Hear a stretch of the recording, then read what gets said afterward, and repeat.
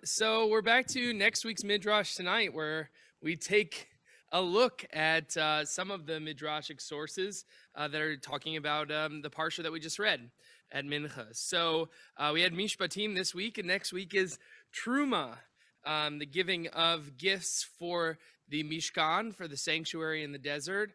And so we're going to look a little bit at that. And kind of interestingly, the Midrashim that I saw are often very less focused on the gifts that we gave and more focused on the gifts given to us, namely the Torah.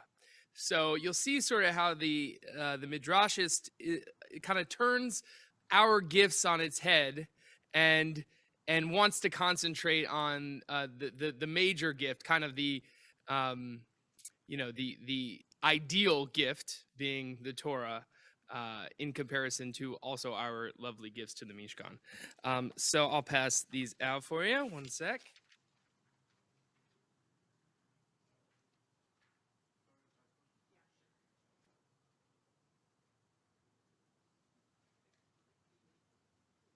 Yeah.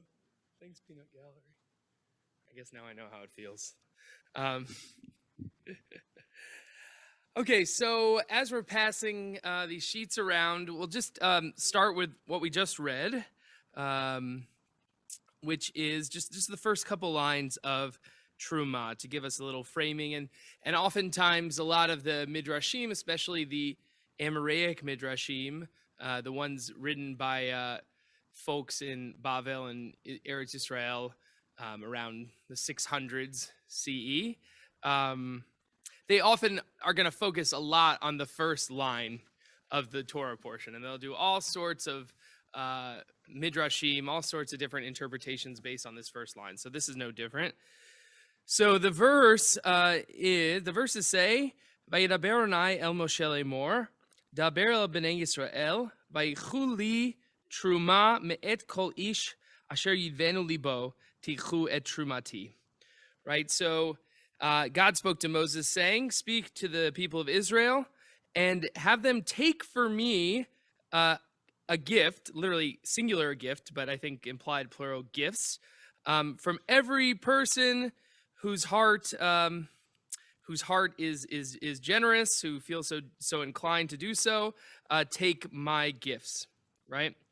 So that's kind of the foundation, that we have this story of the Israelites having to give gifts for the Mishkan, and eventually we'll see that they bring too much, and Moses has to say, okay, enough, you're doing great, just to show how generous the people of Israel are in this quest. So we're going to see this kind of flipping on its head. So they're going to see is on this word vayikhu, right? Vayikhu, have them take, right, for me, vayikhu li. So Midrash Tanhuma, kind of have a brief Midrash first that we're going to look at quickly, and then one is from Tanhuma, and then the next one is from Shmot Rabbah. And Shmot Rabbah, I think, kind of like pulls out some of the details. Tanhuma seems to kind of like maybe be familiar with this Shmot Rabbah text and does kind of a brief of it, but we miss some details of why it's even talking about what it's talking about. So we'll kind of come back to see how they compare.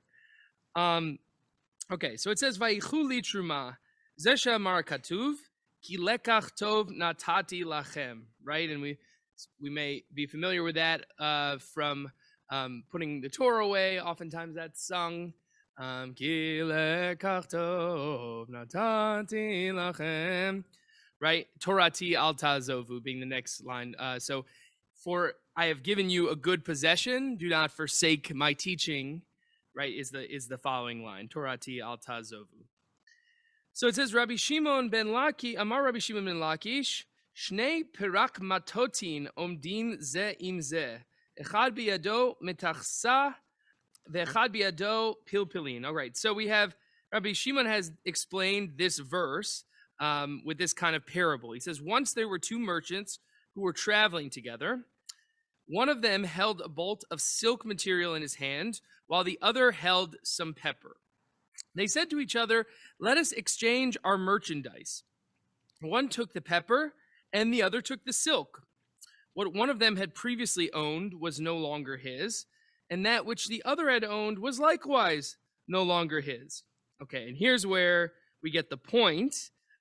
Aval haTorah eina ken, right? But the Torah is not like this, right? It's not an exchangeable thing in the exact same way. How is that so?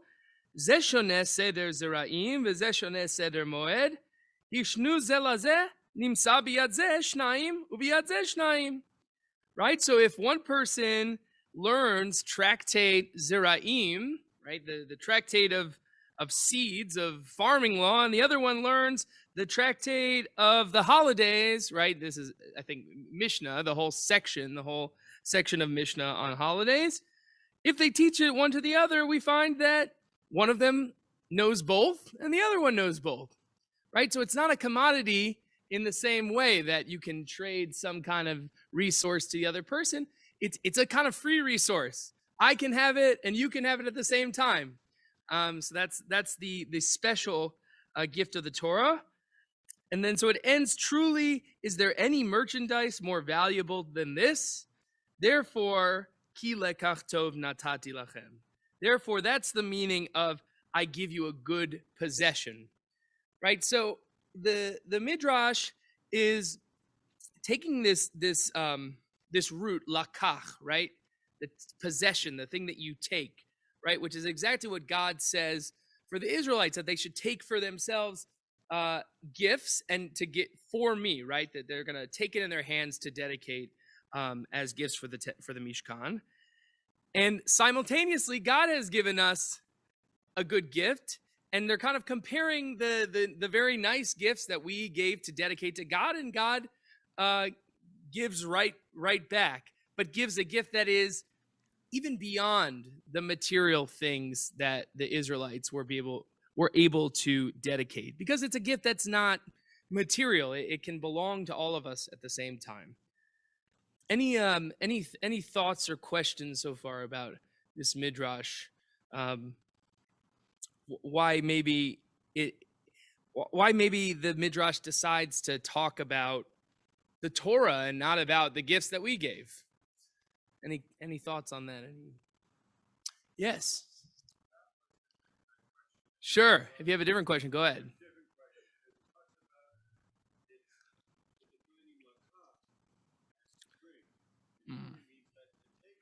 Yeah.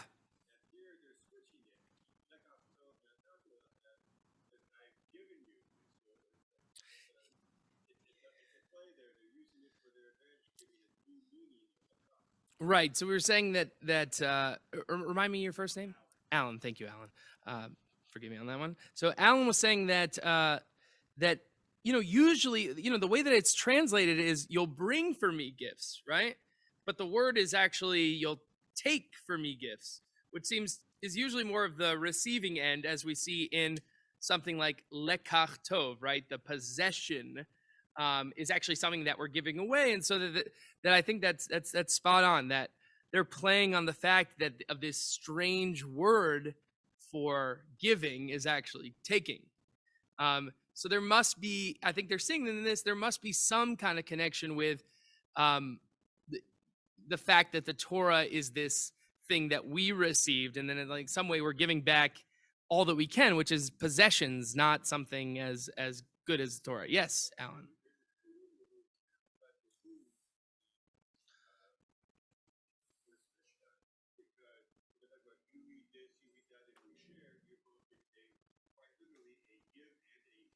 Right. Yes, right. So Alan was also saying that the possession aspect comes up in the giving and the taking between the two merchants, right? That there's literally a give and take between them in their relationship. That it's also playing on that. Very nice. Very nice. Yes.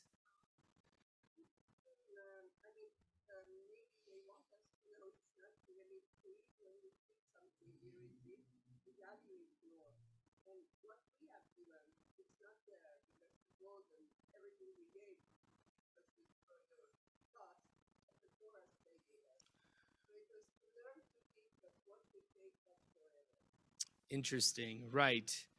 Yes. Okay. So very good. So highlighting the difference between the things that we give temporarily are not comparable to the gifts that we take that are received forever. Right. Some things like the Torah that are possessions, but a more permanent possession than any physical possession that we could. Did I get that mostly right for you? Okay, great.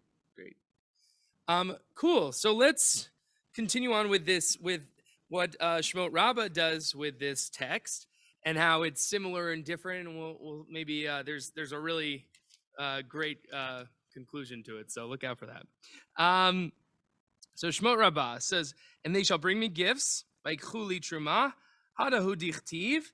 This is as it is written, "For I have given you a good possession. Do not forsake my teaching." So it starts out exactly the same. Do not forsake the purchase that I gave to you. When people buy things, their purchase has gold but no silver, or silver but no gold. But the purchase that I have to you has silver, as it is said, the sayings of God are sayings pure like smelted silver. It has gold, as it is said, more lovely than gold, and then much fine gold. That's almost English. Community translation is like that. People buy fields but not vineyards, and vineyards but not fields. But this purchase has in it both vineyards and fields, as it is said, your shoots are an orchard of pomegranates. Okay, so far, how is this analysis different than what we had in Terumah? Previously we had just kind of saying that these two guys are exchanging physical things, and the Torah is not like that. But what's different about this comparison here?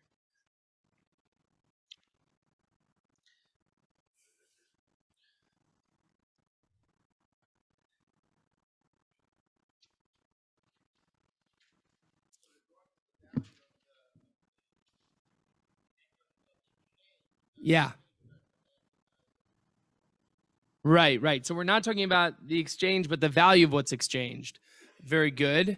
I think added on to that, the difference I see is that we're actually talking about the physical things. The Torah is being compared to physical objects, whereas Terumah said, no, it's not like any physical objects that there's, give and take in that way or trade in that way. It actually is.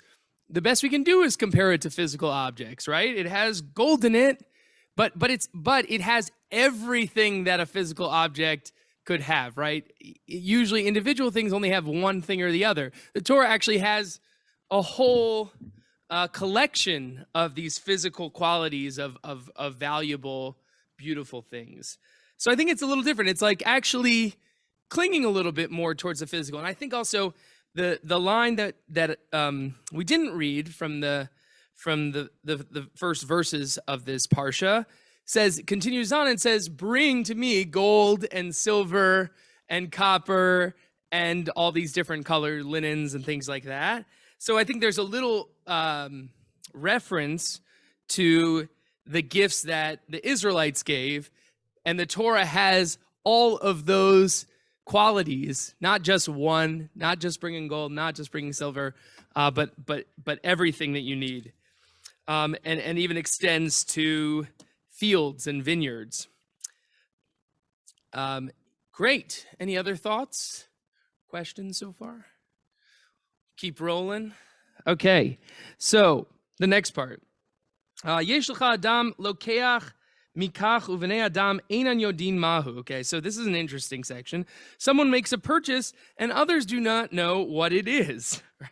Interesting situation. You bought something for Macy's and your friend's like, what the hell is that? Excuse my language. Okay, so aval misechar hasarsur nitvada malakach. Okay, so this is an interesting thing. There were kind of two translations built in here. We'll start with the reward. But the reward of the middleman makes it clear what he bought. Okay, so what does that mean? It also says, or the inebriation. So depending on if you read it with a sin or a shin, you get sachar or shechar, right? Or like shikor, right? Like someone who's drunk. So we'll see why either could work. Probably the reward is a more likely translation, but I thought it was kind of interesting and funny that that's a possibility. So the middleman makes it clear what he bought. What does that mean? So it is with the Torah. A person doesn't know what it is except from the reward or inebriation that Moshe took. As it is said, Moshe did not know that the skin of his face was radiant since he had spoken with him. Okay, so the idea is that Moses' glow when he gets the Torah kind of points to everybody, and Moses is the ultimate middleman between the people of Israel and God. The glow that he has is either his reward or his inebriation, which I think is just kind of funny that the glow is compared to, potentially to him being, drunk or having this kind of physical stimulation from God. So the fact that he is glowing is showing how precious the Torah is. It's made someone glow, right? People don't understand what it is until they saw the effect that it had on Moshe. And there are purchases that one who sells them is sold along with them. The Holy Blessed One said to Israel, I sell to you my Torah, and as if such a thing could be, I am sold along with it. As it is said, and they shall bring me gifts. And I think how are they saying that God is sold along with the Torah? Vayikhu li, right? That you will take for me. I mean, literally, you will take me with the Torah, right? So again, there's something, even though this verse is discussing the Israelites giving, they read in this lakach, in this verb of taking, they can't disconnect it from the Torah, which is the ultimate taking, possession. And so we'll get a little bit more into this, but I think it's just a really interesting idea that God is sold along with the Torah, right? That it's a double deal. It's built in. Yes, Alan.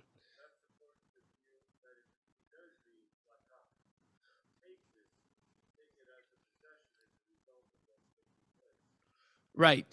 Say a little more how it shows that. Right.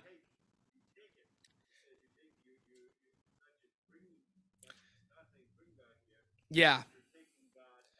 Right. So it supports the fact that lakach really is the taking, the things that you really are holding on to. You're both kind of giving those individual things, but it's really about the things that you get to keep in the giving action, right? The Torah that you get to keep, that's part of this whole process of making the Mishkan.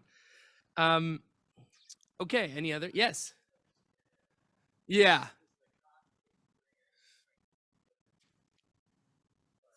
So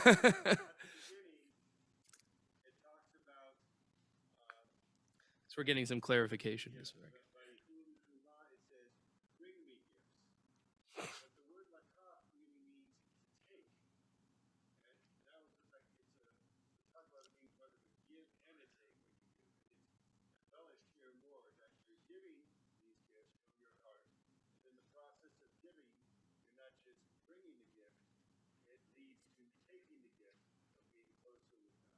Right.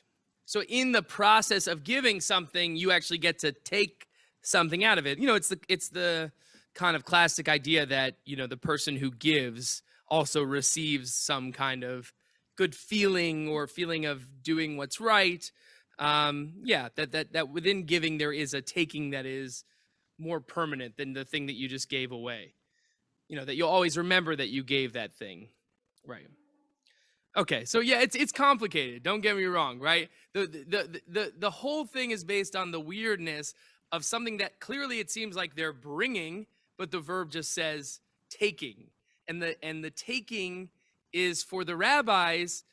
Right away, they go to lekach tov, the ultimate possession, the best possession is the Torah.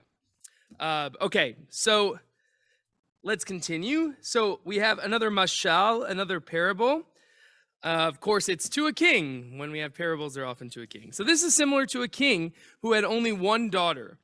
One of the kings came and took her and sought to go back to his land and to marry her. He said to him, "My daughter who I have given to you is my only one. I cannot bear to separate from her. But to tell you that you cannot take her is also impossible, since she is your wife. Rather, do me this favor, that everywhere you go, make me a small room, a kiton, so that I can live with you, for I cannot leave my daughter." Now, this might not be the ideal wedded situation. You don't always want your father-in-law to move in with you right when you get married, but it's an interesting idea, this love. "So said God to Israel, I have given you the Torah. I cannot bear to separate from her, and to tell you not to take her is also impossible. Rather, everywhere you go, make me one house so that I can live within it. As it is said, ve'asu li mikdash, and make me a sanctuary." Okay, so there's this beautiful, you said it's so cute over there? Is that what it is? You're having fun? She said it was so cute, and I said, I think I'm going to use this Torah under a chuppah. Great. Okay, so our rabbis were joking about using this under the chuppah for couples. Maybe not the first thing you want to use. But in this relationship between God and Israel, God is not just attached to us, but how is it describing the Torah? I mean, how in relation to God? Yeah, God's child, God's daughter, right? That has been given away to us in marriage, right? And yes, Rabbi Schatz. But I think that there's something that actually connects these two passages here. That the middleman piece is actually really, really interesting to me, because I think that it's similar to, I was saying this to Kendra Coney, that it's similar to like if you go thrift shopping, right? Someone has given up something that now no longer means as much to them anymore, but someone else sees beauty or potential in that item, and then they make it theirs. And so it's similar to God saying, this is something that I know is of value, but it is of different value to me than it will be to all of you, and it's of more value to all of you. And so I think, I mean, I could ask my dad, but I think that it's similar to having a daughter, in this case, or a child, that you love that child, or God loves the Torah with all that they have. But if another person comes to then love your child, it's a very different kind of love, and they see something very different in that child than you ever saw in them. So when we take hold of the Torah, we are finding new, exciting aspects and value to our tradition and to our Torah that God may not have even been able to show to us, Right. because it's a very different kind of creation and love than the one of the people. Well, I should have just given Rabbi Schatz the microphone, but I'll do my, it was well said. So Rabbi Schatz was saying this idea of the middleman sort of reminds her of giving something away to like a thrift shop, right? Something that was valuable to you, but will be more valuable to other people. That is part of the giving, that you feel like that somebody else is going to get better use and more appreciation out of it. And similar to the relationship of a father and daughter or son is that, the father or parent feels that this care and this attachment to their child, obviously, but they see that in their child's spouse that they're going to see something different. They're going to get something new and get something new. They're going to appreciate that person in a different way that they can't. That is specifically part of that relationship. And similarly, we are given the Torah in a way, we're given it because we can appreciate it perhaps in a way that God, just having it as God's possession or daughter or whatever metaphor you want to use, won't allow it to be appreciated by the most people. Any other? Yes, Tom.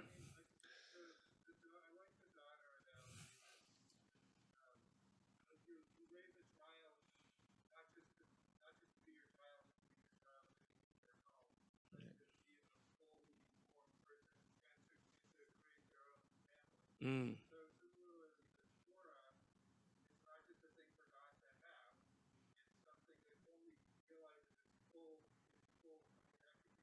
Yeah, yeah.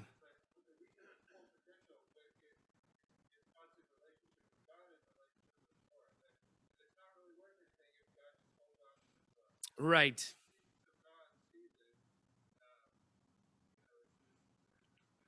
Yeah, totally. So Tom was saying similarly that that the Torah doesn't get to reach its full potential if it just is a heavenly device, right? It's similar to the Midrashim of the angels saying, like, don't give them that Torah. Those people, they won't appreciate it. And Moses comes up and says, like, this is made for us, right? It gets the most use and the most value out of it when it's part of humanity's life. And similar to that, the same thing with the daughter is that you want to watch your child grow up to be able to have these deeper connections that you have some kind of connection with, but in a way that you could never have. Yes. Mm.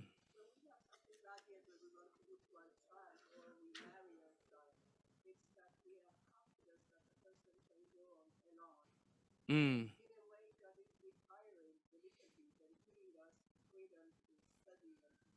Yeah, that's great. Right. So we were saying that God is kind of retiring in a certain way, giving us some room. So it's that idea of God's like tzimtzum, right? Kind of making room for us to grow by giving the Torah and kind of backing away. Now, this Midrash too seems to also have God backing away, but also not, right? God is part of the thing, and that's how they think they get. I think this Midrash versus Tanhuma makes it a little more clear the connection, right? That the giving of the Torah, which preceded this parsha, is part of the process of building the Mishkan, right? That in order to give the Torah, God also needs, in giving it away, God also wants to be close with us, right? That God has sort of lost some, and close to the Torah, that God has lost some connection with the Torah as well as us. And that we're building this Mishkan so that there is still that connection between God and the Torah, but on earth in our presence, not just in heaven. Yes, Jason.